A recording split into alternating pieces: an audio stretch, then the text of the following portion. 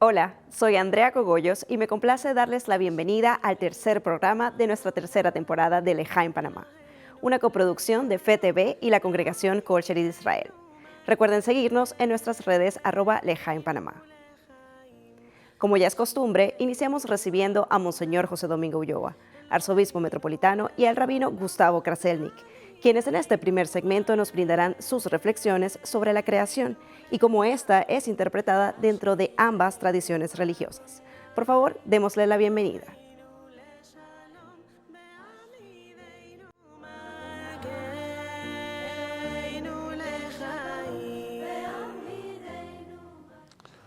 Muchas gracias, Andrea. Un nuevo programa de Lejaim Panamá. Siempre el placer de estar aquí en FETV, el canal de la misericordia, y siempre un honor, privilegio recibir en nuestra casa a Monseñor José Domingo Ulloa Mendieta, arzobispo metropolitano.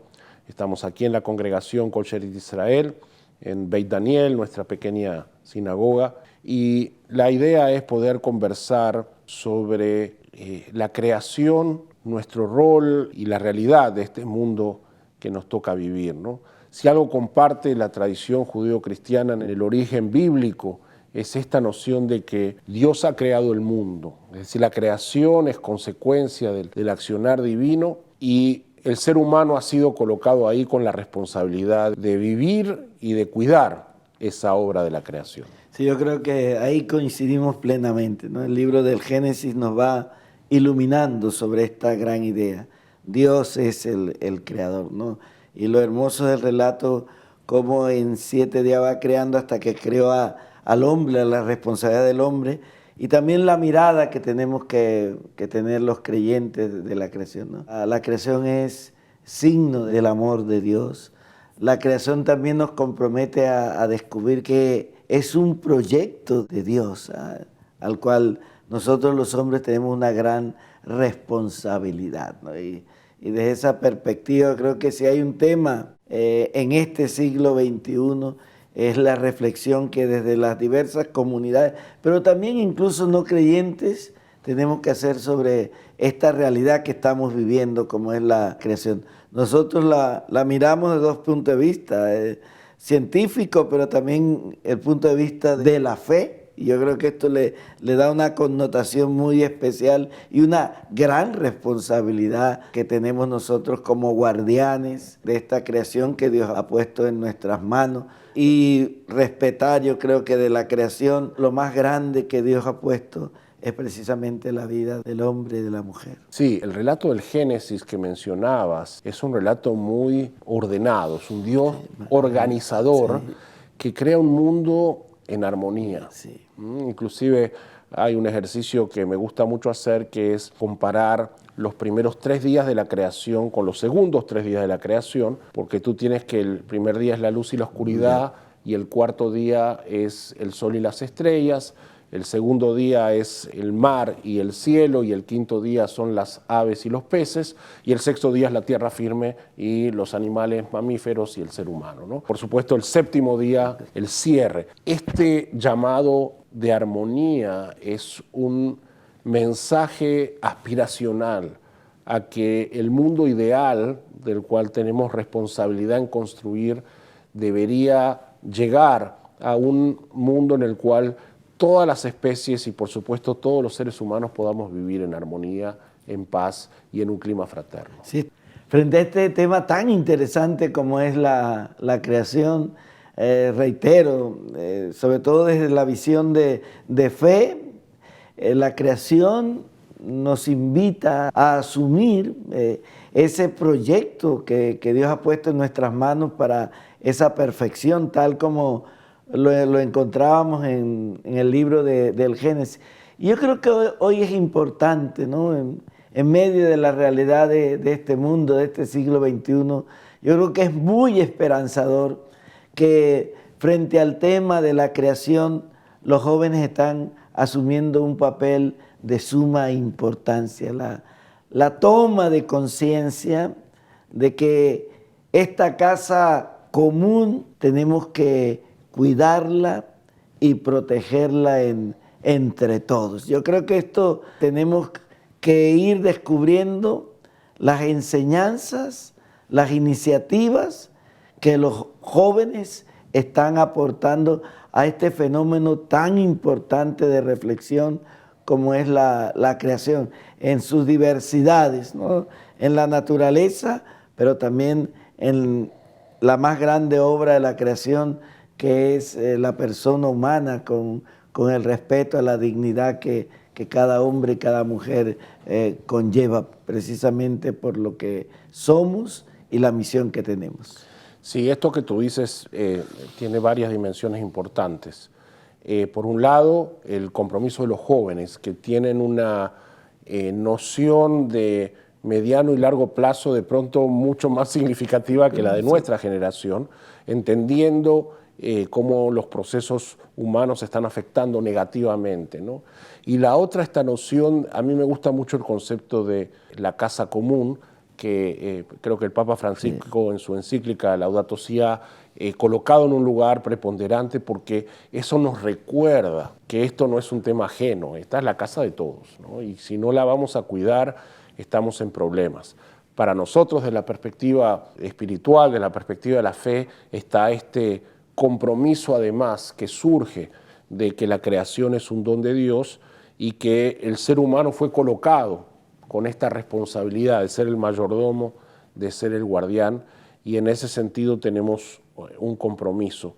Y como bien dijiste, este siglo XXI coloca frente a este tema como un eje central que trasciende fe, que trasciende geografías. Esta es la casa común y en eso tenemos que involucrarnos. Sí, y es interesante, ¿no? A veces se pudiera pensar que los jóvenes o muchas voces que se alzan se queda solo en una mera ecología, pero es que es mucho más que una mera ecología, ¿no? El pensar en el cuidar, proteger, defender la casa común, entonces nos va a llevar por fuerza a vivir una auténtica fraternidad, ¿no? Entonces, este concepto también está saliendo ahora y el Papa Francisco en eso también ha trabajado mucho, ¿no? Une ecología, casa común, pero lo une también con la fraternidad, ¿no? El respeto que tenemos que tenernos en la diversidad de personas que habitan este mundo. Sí, el filósofo judío Martin Buber, uno de los más notables de la primera mitad del siglo XX, decía: no se puede amar al Creador si no se ama a su creación y a sus criaturas, sí. ¿no? Así que ese es el espíritu, ¿no? Entender que en esta casa común convivimos como familia y tenemos que cuidar la casa y tenemos que cuidar la familia. Sí. Gracias, Monseñor, como siempre un placer. Andrea, regreso contigo.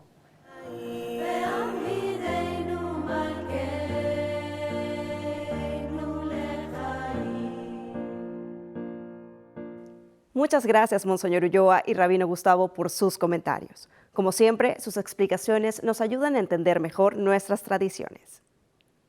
Ahora recibamos nuevamente al Rabino Gustavo, quien nos hablará sobre la Torá, el libro sagrado de la tradición judía, y sobre el Aron HaKodesh, el arca sagrada, el recinto dentro de la sinagoga donde reposan los rollos de la Torá. Adelante, Rabino.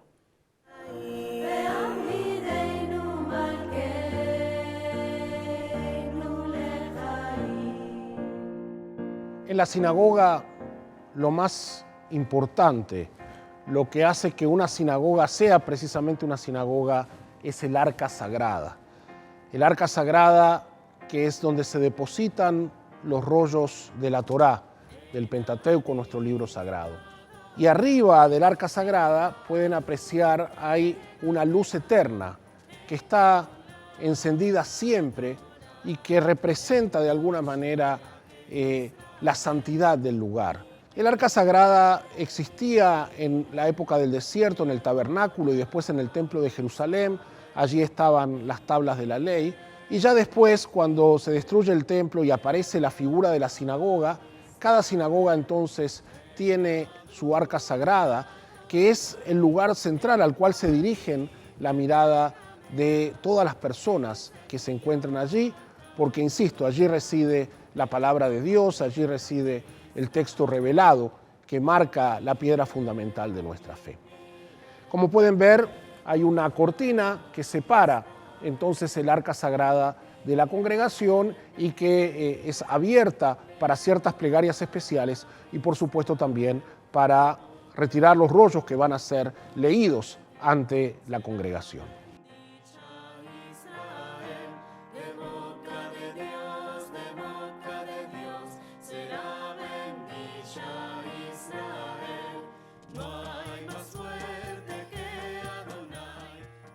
Como pueden ver, en nuestro caso hay 7 rollos, puede haber cualquier cantidad de rollos, no hay un número determinado.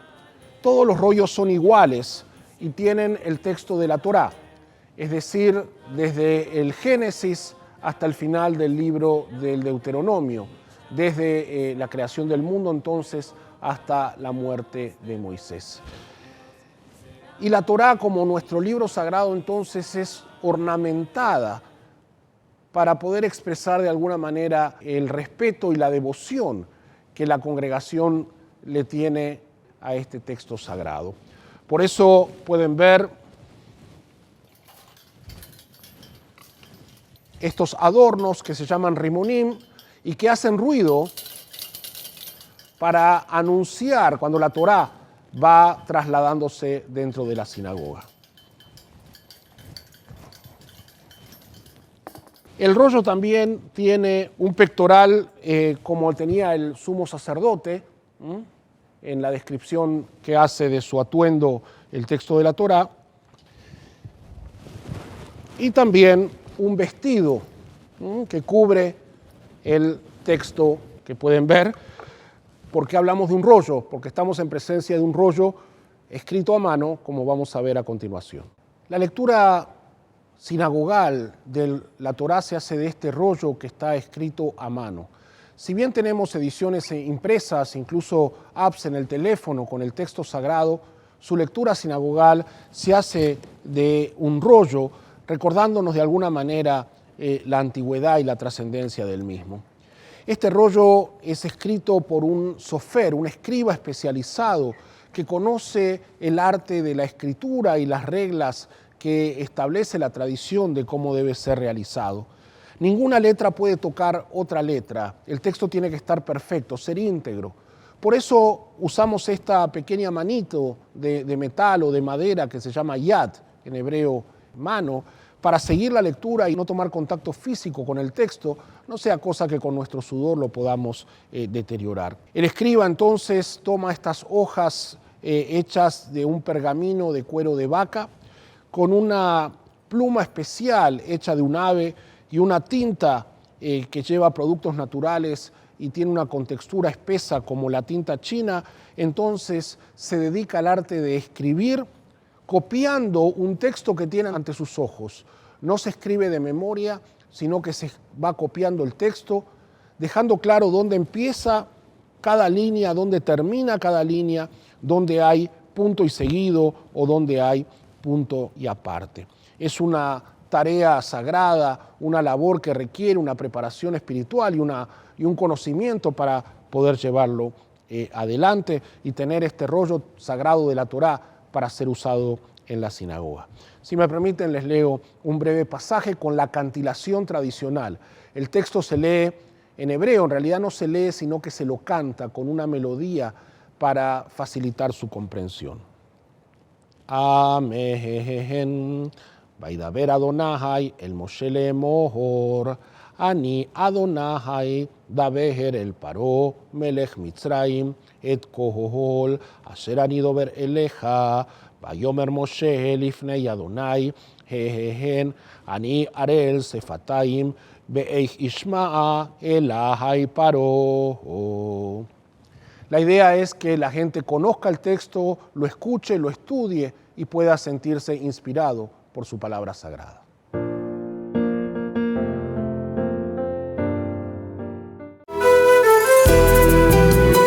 Radio Hogar, la voz de tu iglesia, presenta Reminiscencia, programa con la música del recuerdo y sus protagonistas, a cargo de Mario García Huxon, los domingos de 9 a 11 de la mañana. Reminiscencia, los esperamos.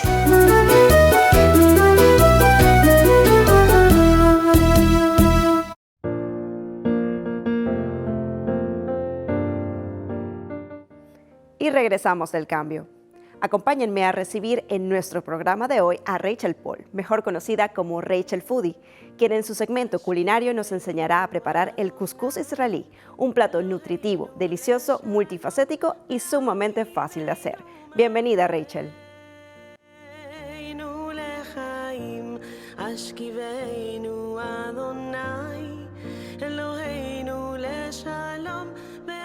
Bienvenidos al segmento de cocina, sabor y tradición aquí en L'Echaim, Panamá.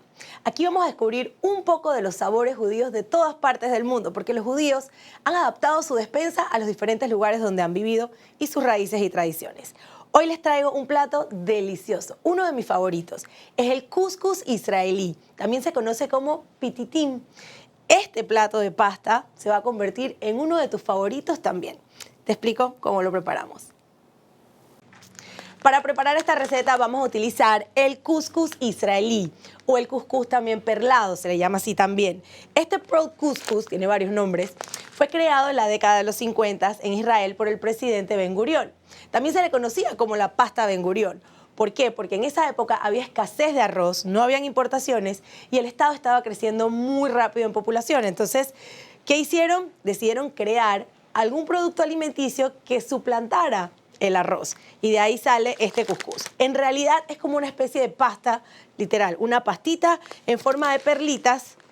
Pueden ver que es así como pequeñas bolitas y se hierve igual que una pasta. Entonces lo vamos a colar, lo vamos a hervir, lo vamos a colar y luego le vamos a agregar el resto de los ingredientes. Entonces, acompáñenme. Esto, ya tengo mi agua hirviendo acá. Vamos a agregarlo al agua. A esta agua le voy a agregar sal y un poquito de consomé.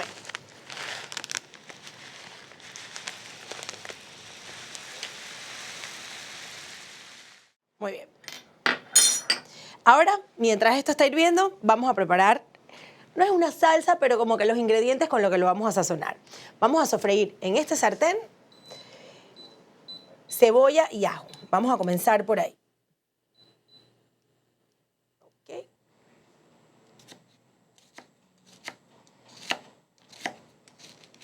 El cuscús israelí es como una especie de comfort food en Israel. Es toda una generación que creció comiendo esto como si fuera una especie de mac and cheese o coditos con queso. Es súper famosa y hoy en día también la utilizan, la han como popularizado y la utilizan también para hacer platos gourmets. Pero sí, es un plato o un producto muy típico de Israel. Vamos a agregar aquí mantequilla. Y aquí vamos entonces a sofreír la cebolla.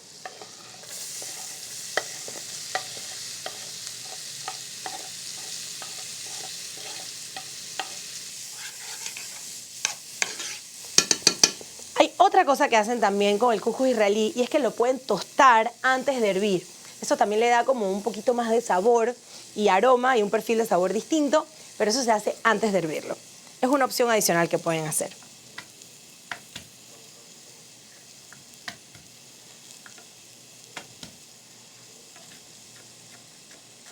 Así, rapidito, y se lo agregamos aquí a la cebolla. Y así de fácil. Esta receta tiene pocos ingredientes, pero tiene mucho sabor. El sabor lo vamos desarrollando, por un lado, porque sazonamos el cuscús con consomé y con sal. Aquí ya vemos cómo se va cocinando.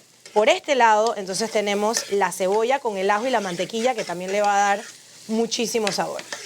Y una vez esto ya esté como comenzando a dorarse, le vamos a agregar garbanzos. Ahora, para sazonarlo, el truco está en canela. Yo sé que normalmente asociamos la canela a postres o a platos que son dulces, pero en el Medio Oriente se utiliza mucho la canela y el allspice para sazonar platos salados, como carnes, pollos, etc. Entonces, no le tengan miedo a usar canela en platos salados. Van a ver que es súper rico. Mientras esto se está sazonando aquí, con la misma cuchara, no importa, vamos a ver cómo va esto acá. Van a ver que ella comienza como a, literal, a dar vuelticas en el agua. Y si queremos saber si está listo, al igual que la pasta, agarramos uno. ¡Uy! Se me resbala. Agarramos uno y lo probamos. ¿Todavía está durito? Vamos a dejarlo unos minutitos más. Pero esa es la forma infalible de saber si está listo o no. Hay que probar. Mientras eso está andando, voy entonces a picar el queso mozzarella en cuadritos. Esto le va a dar un toque delicioso. ¿Por qué? Porque el queso se derrite y entonces tienes estos hilos de queso súper ricos. Esta receta también la pueden hacer y congelar. Y cuando la quieren usar, entonces solamente ya meten su bandejita, puede ser desechable, puede ser un Pyrex de vidrio, la meten entonces al horno y lo recalientan.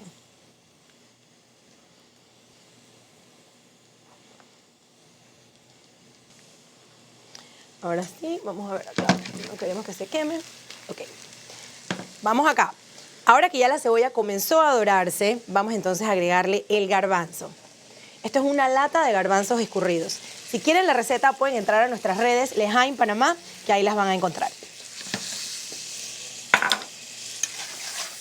Revolvemos bien.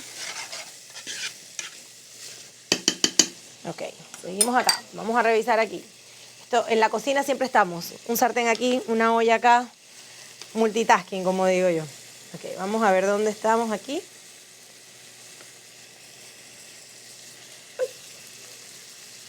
Ahora sí. Ya están suavecitos. Vamos a colarlos y regreso con ustedes. Pueden ver que crece un montón. De una bolsita salió un montón de cuscús. Así que con esto pueden alimentar mucha gente.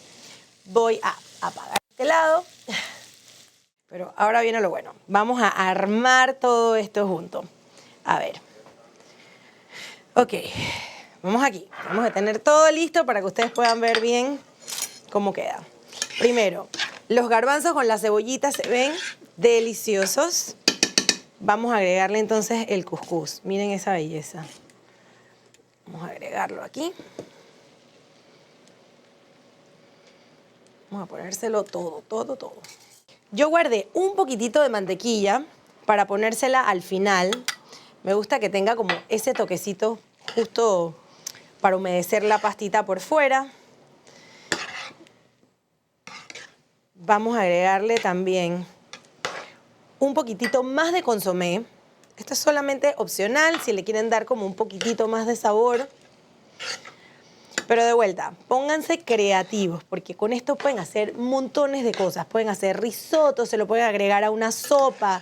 Pueden hacer una especie de mac and cheese también, usando el cuscús israelí en vez de una pasta regular. La canela, por supuesto, que esto es como el ingrediente secreto aquí. Y por último, el queso mozzarella que ya picamos. Ahora sí, vamos aquí. Y ahora van a ver cómo esto, el olorcito que tiene. Y pueden ver que son ingredientes sencillos, fáciles de conseguir. El cuscús israelí pueden encontrarlo en tiendas especializadas, pero siempre hay.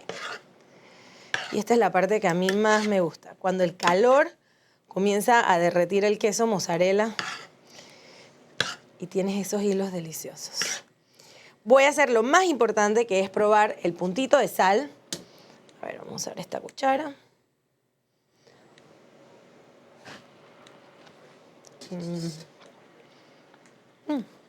Un poquito nada más. Y ahora sí. El secreto siempre con la pasta es sazonar bien el agua. Si el agua está bien sazonada, la sal que le vamos a tener que poner después es apenas nada más como ese toquecito final. Ok, y ahora sí, miren esta delicia. Ok. Ojalá ustedes pudieran oler y ver lo que yo puedo oler aquí, pero ahí pueden ver todo ese queso increíble. Ahora sí, vamos a emplatar para hacer nuestra prueba final. Vean el olor que tiene esto. Miren el queso, así esos hilos deliciosos. Vamos a emplatar.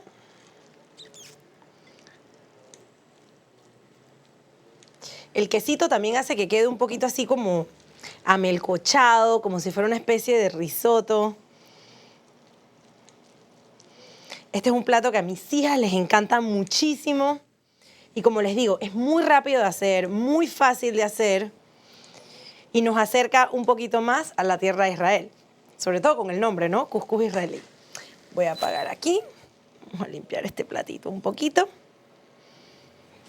Y un poquitito de perejil por encima para darle color. Y ahora sí. Ok. Miren ese quesito así.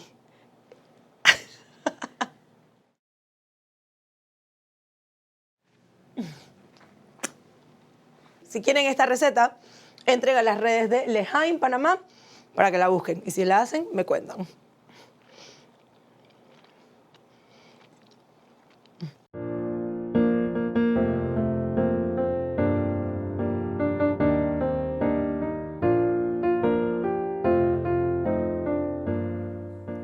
Muchas gracias, Rachel. Qué rico se ve ese plato y qué fácil de hacer. Ahora, queridos televidentes, recibamos al coro Kol HaNeshama, que nos deleitará con una hermosa interpretación del Shema Koleinu, una oración que significa Dios escucha nuestras voces. Que lo disfruten.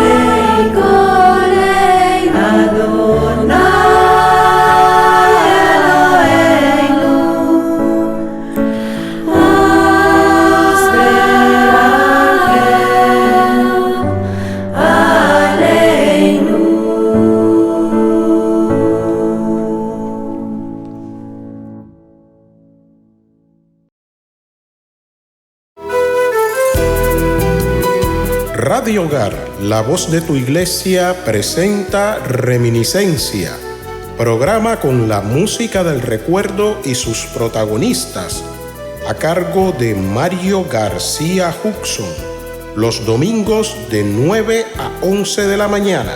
Reminiscencia, los esperamos.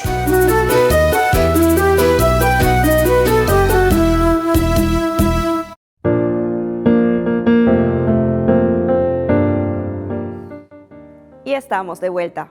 Acompáñenme a darle la bienvenida a Lea Bursner, quien en esta ocasión entrevista al embajador de Israel en Panamá, Itai Bardov, que próximamente finalizará su exitosa misión en Panamá. Por favor, recibamos a ambos a nuestro programa de hoy. Adelante.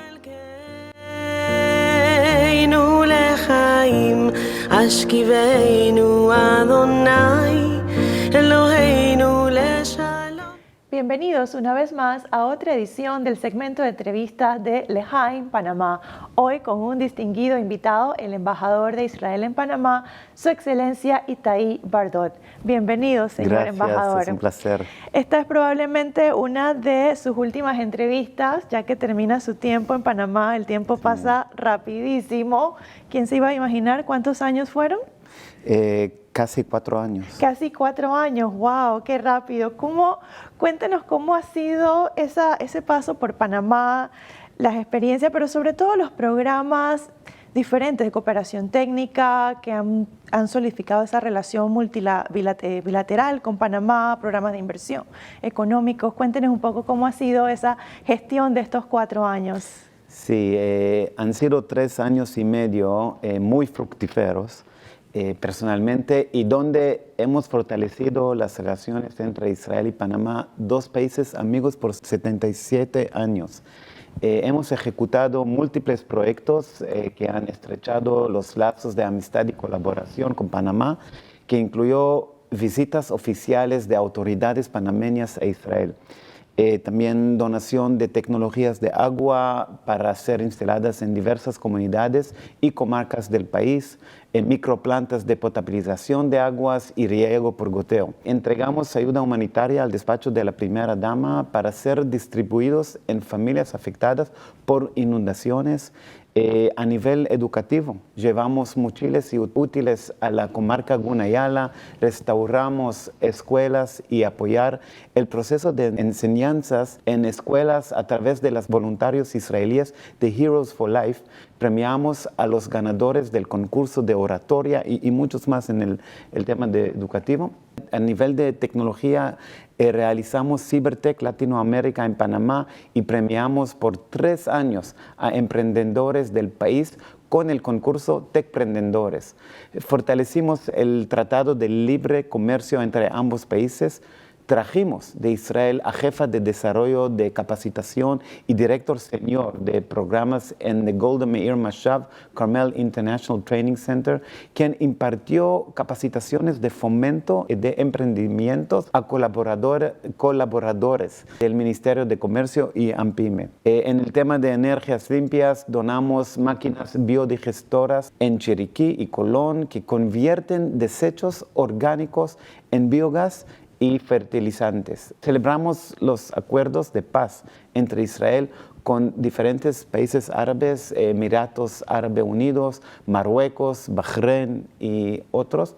Siembra de árboles en distintos puntos del país, participación de artistas israelíes en actividades culturales en Panamá y capacitaciones tales como Festival de Danza Contemporánea, Prisma, Festival Internacional de Jazz, Festival Internacional de Cine, Feria del Libre, festividades gastronómicas y mucho más. Entonces sí, realizamos muchos proyectos. Una agenda bien cargada en 4 años. La verdad que yo creo que nos podríamos quedar varios programas hablando de cada una de esas diferentes promociones culturales, inversión social, aporte humanitario, inversión económica, y no cabe duda que Israel también es líder mundial en varios temas de tecnología, agua. Cuéntenos ahora un poco desde su experiencia personal, porque yo entiendo, según lo que yo sé, que usted se conoce muy bien Panamá, se ha aprendido muchas frases. Cuéntenos cómo ha sido esa experiencia personal y qué cosas han marcado su gestión, qué recuerdos se lleva de Panamá.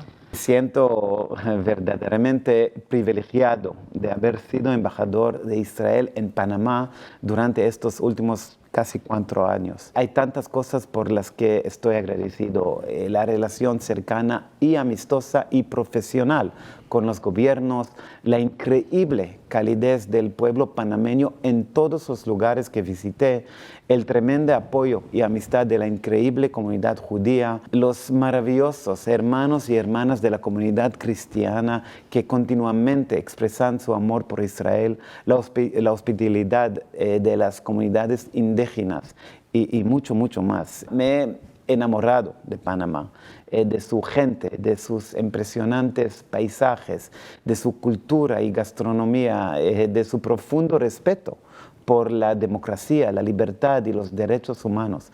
Para mí y mi familia, Panamá se ha convertido en un segundo hogar. Pero después de la terrible masacre del 7 de octubre, mi familia y yo nos sentimos como familia, y el apoyo que recibimos de los panameños de todas partes después del peor periodo en la historia de mi país es algo que atesoraré por siempre.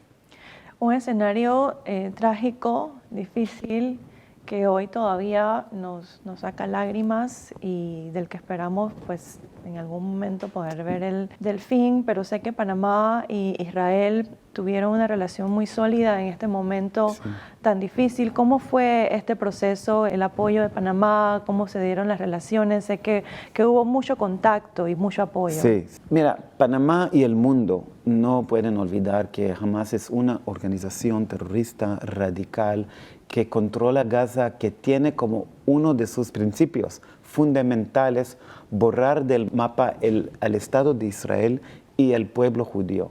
Hamas ha utilizado a la población civil, y no importando su edad, como escudos humanos y utiliza áreas como hospitales y escuelas como centros de operación para sus ataques a la población de Israel. Efectivamente, la situación que vivimos a partir del 7 de octubre de 2023 ha sido muy dolorosa y difícil, no solo para Israel, sino para el mundo entero. Ese día, la organización terrorista Hamas, llamada equivocamente Resistencia Palestina, atacó sin precedentes a Israel, asesinó a más de 1.200 personas y secuestró a más de 250 ciudadanos israelíes, entre ellos niños, mujeres y personas mayores. Sumado a los ataques de Hamas, luego de los ataques del 7 de octubre, Israel ha sido atacado por Hezbollah desde el Líbano, los Houthis en Yemen, los milicias chiitas en Irak, grupos terroristas desde Siria y Cisjordania y también por Irán. Israel sigue luchando contra el terrorismo de Hamas hasta que sea necesario. Actualmente hay 59 secuestrados en los túneles de Gaza, soportando todo tipo de crueldades. Esto lo sabemos por el testimonio de quienes han sido liberados y seguimos combatiendo incansablemente a través de la diplomacia y con la colaboración de aliados internacionales para asegurar su liberación. Y sí, quiero aprovechar este espacio para agradecer al gobierno y al pueblo de Panamá por su apoyo en los difíciles momentos que atravesemos. Hemos recibido a través de todo este tiempo, cartas y mensajes que nos han reconfortado. Israel no rendirá en la búsqueda de justicia y paz. Estamos comprometidos con la seguridad de nuestros ciudadanos, pero también con la paz duradera en la región. Creemos firmemente que la comunidad internacional trabajando unida puede lograr que Hamas sea derrotado y que un futuro de paz y prosperidad sea posible para todos. Señor embajador, se acerca otro aniversario de la fundación del Estado de Israel.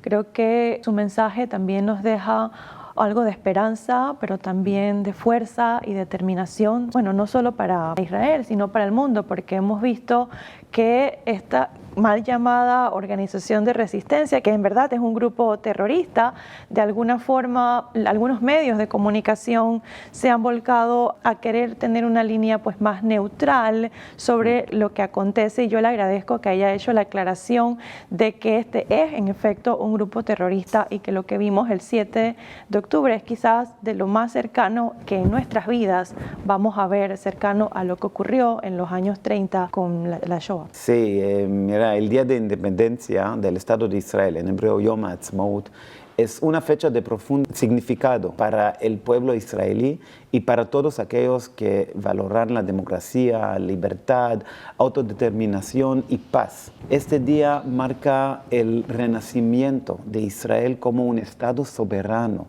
luego de siglos de diáspora, y es un símbolo de perseverancia, y unidad frente a adversidades que parecen insuperables. En medio de los desafíos actuales, Yom HaAtzmaut nos recuerda la importancia de la determinación, la resiliencia y la esperanza, cualidades que han sido clave en la construcción de nuestro país.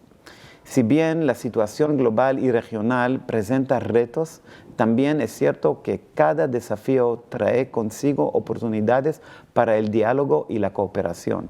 Es importante que nos mantengamos optimistas, centrados en nuestros ideales de paz, defendiendo el derecho innegable de seguridad que tiene el pueblo de Israel, apoyando cada paso que nos conduzca hacia la convivencia pacífica y hacia la colaboración. Para nosotros los judíos es importante poner en práctica el precepto de Tikkun Olam, es decir, hacer de este mundo un lugar mejor. Así es, justicia social. Gracias, señor embajador. Gracias por todo lo que ha hecho en estos años, por cómo ha fortalecido esas relaciones entre Panamá e Israel, que siempre han sido bastante sólidas. Gracias por toda su gestión. Le deseo el mayor de los éxitos en su próximo reto. Y bueno, sabe que aquí en Panamá también tiene una casa. Gracias, muchas gracias. Siempre es un placer estar aquí contigo y gracias por sus amables palabras. Para mí, Panamá es un segundo hogar. Así es. Con las puertas abiertas lo recibimos cuando quiera. Muchas gracias. Un abrazo. Hasta luego.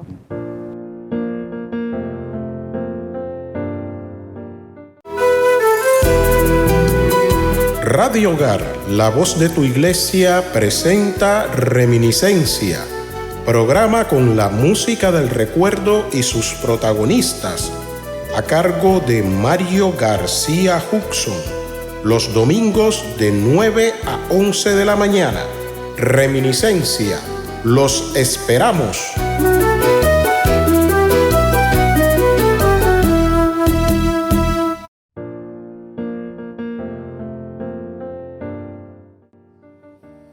Muchas gracias, Lea, por tan interesante entrevista. Aprovecho esta oportunidad para agradecer al embajador Bardov por todas las veces que nos visitó en Lejaim, Panamá, a la vez que le deseamos a él y a su familia el mayor de los éxitos en su vida futura. Para concluir el programa de hoy, recibamos a Monseñor Ulloa y al Rabino Gustavo, quienes en este segundo diálogo conversarán sobre la ética y la religiosidad. ¿Se puede ser uno sin el otro? Veamos.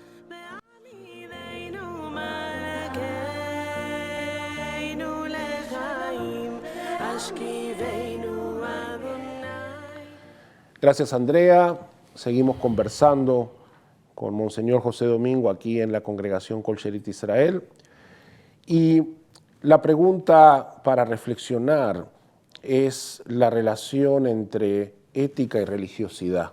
¿Se puede ser una persona ética pese a no ser religioso?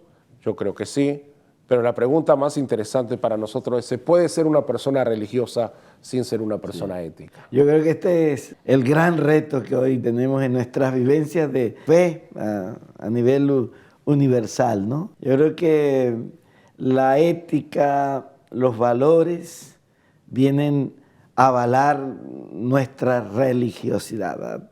Por ahí también se dice otro dicho de que yo no puedo ser buen creyente si primero no soy un buen ciudadano. Esto conlleva mucho compromiso. Y hoy día, en el tiempo que estamos viviendo también, ya lo decía el Papa Pablo VI, hoy los hombres siguen más a los testigos que a los maestros. Entonces tenemos como una gran responsabilidad cómo unir de verdad la ética, la moral, con todas nuestras manifestaciones de fe e incluso también con nuestros discursos de fe que podamos hacer, ¿verdad?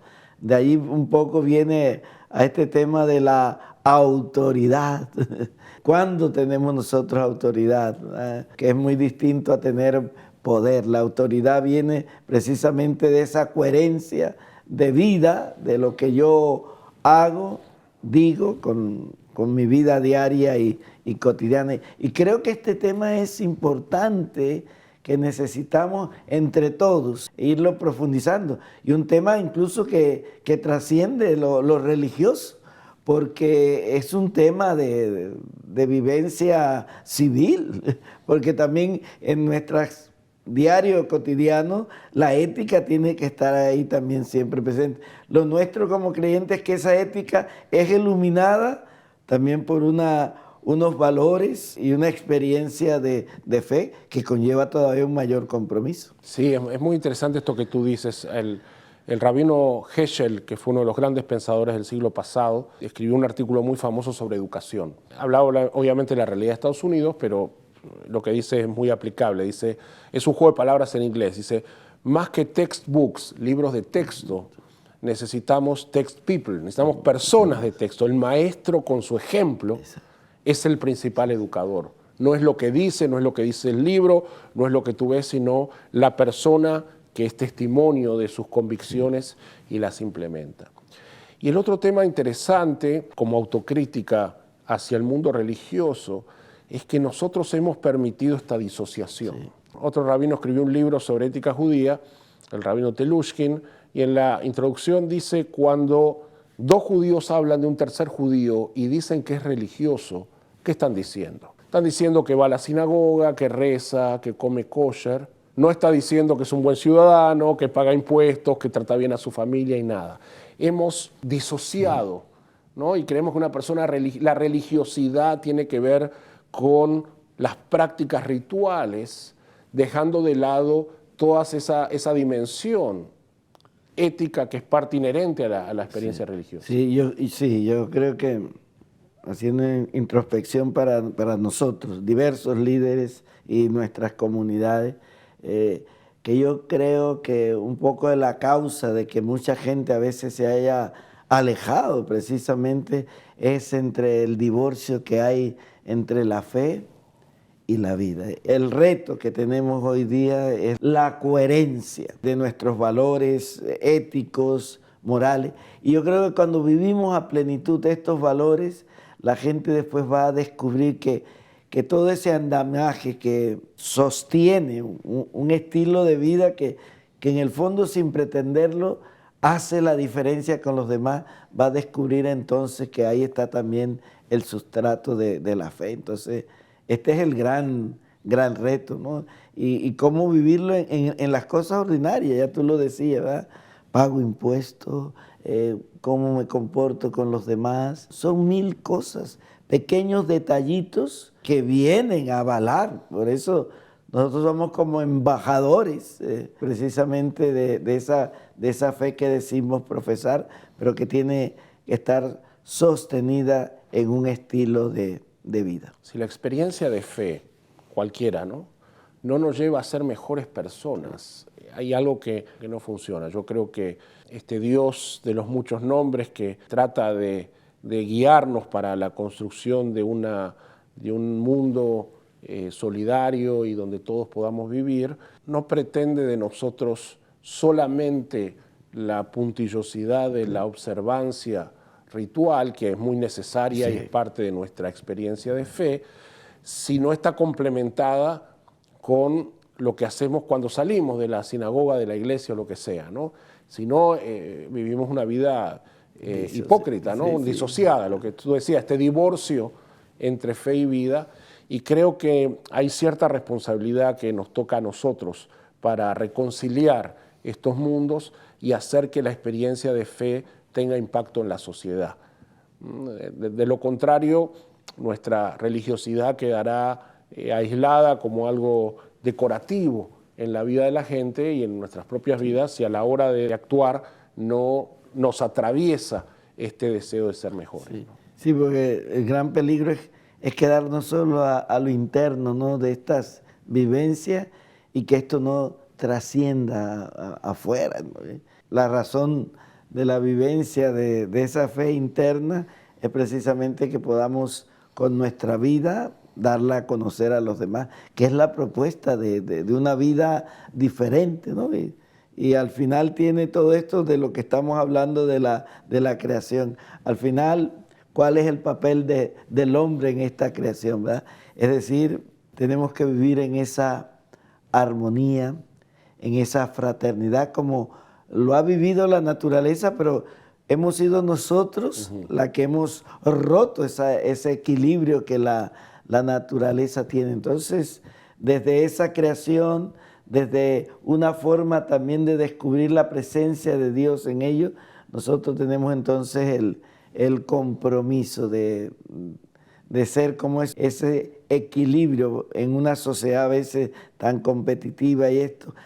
Yo creo que como el sueño, ¿verdad? Dios tuvo un sueño al crear al hombre, pero también Dios tiene un sueño para con toda la humanidad, ¿no? Que en medio de todas las diferencias que tengamos, podamos dar signos de que respetamos al otro en su dignidad. Y ahí el componente religioso tiene una gran responsabilidad en vivir esa coherencia.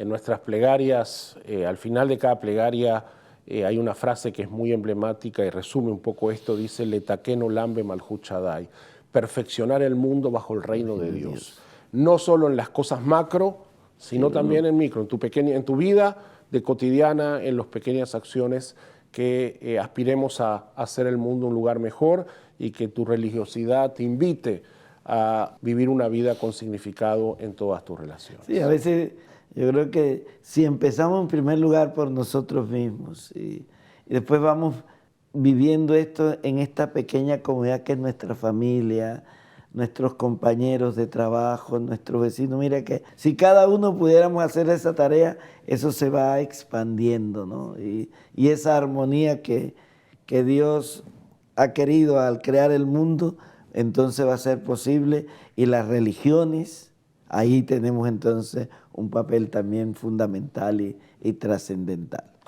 Con esa bella reflexión le agradecemos a Monseñor José Domingo esta oportunidad, este diálogo, y regresamos contigo, Andrea.